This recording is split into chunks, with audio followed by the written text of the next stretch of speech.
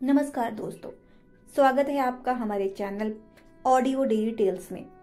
आइए अब शुरू करते हैं एक बुक की समरी जिसका नाम है अपॉलजी। इसे सुकरात के शिष्य प्लेटो ने लिखा था।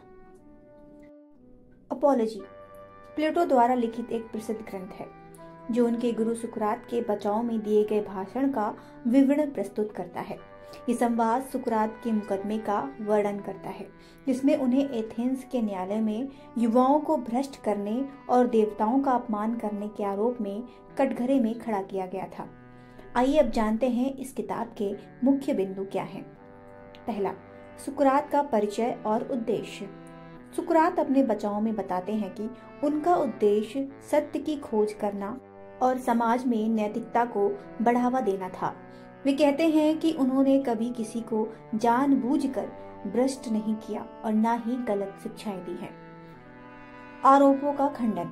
सुकरात पर यह आरोप लगाया गया था कि वे युवाओं को गलत विचार सिखाते हैं और परंपरागत देवताओं को अस्वीकार करते हैं।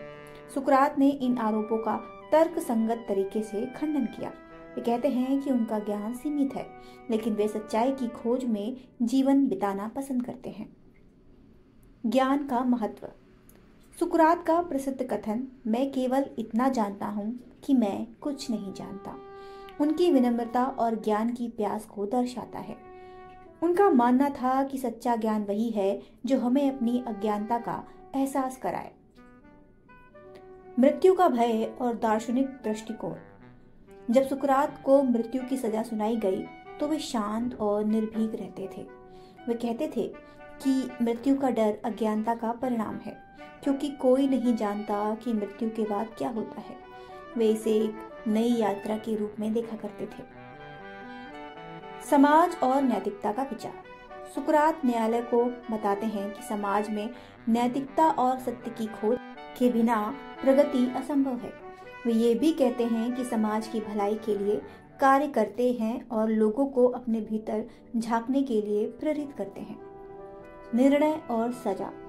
न्यायालय सुकरात को दोषी ठहराता है और उन्हें जहर का प्याला पीकर आत्महत्या करने की सजा देता है। हालांकि सुकरात सजा को शांतिपूर्वक स्वीकार करते हैं और अपनी शिक्षाओं पर अडिग रहते हैं। आगे सुकरात ने दो मुख्य आरोपों का खंडन किया। पहला था युवाओं को भ्रष्ट करना। सुकरात ने सवाल उठाया कि यह संभव है कि केवल एक व्यक्ति युवाओं को भ्रष्ट कर सकता है, जबकि समाज के बाकी लोग उन्हें सही दिशा में ले जाते हैं। उन्होंने ये भी कहा कि उन्होंने कभी जानबूझकर किसी को नुकसान नहीं पहुंचाया, क्योंकि ऐसा करने से अंततः वे स्वयं को भी नुकसान पहुंचाते हैं। दूसरा था देवताओं का अपमान, यानी कि अधार्मिकता।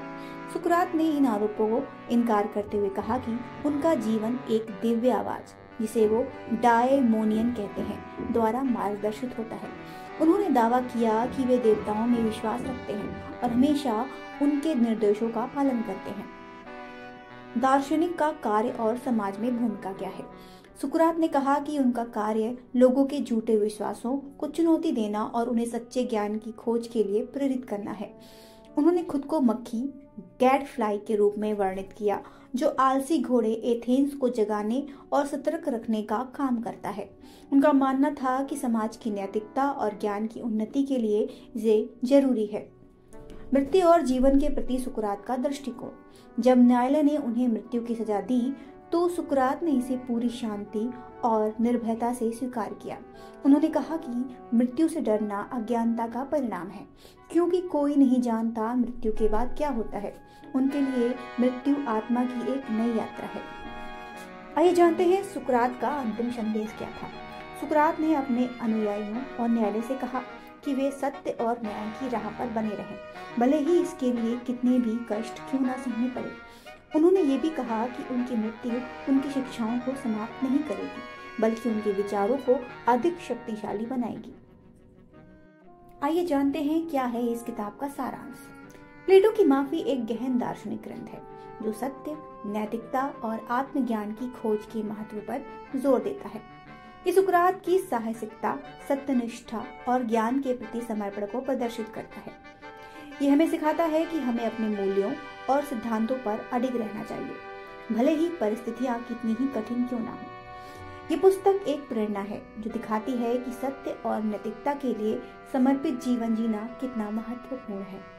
दोस्तों, यही खत्म होती है इस किताब की समरी।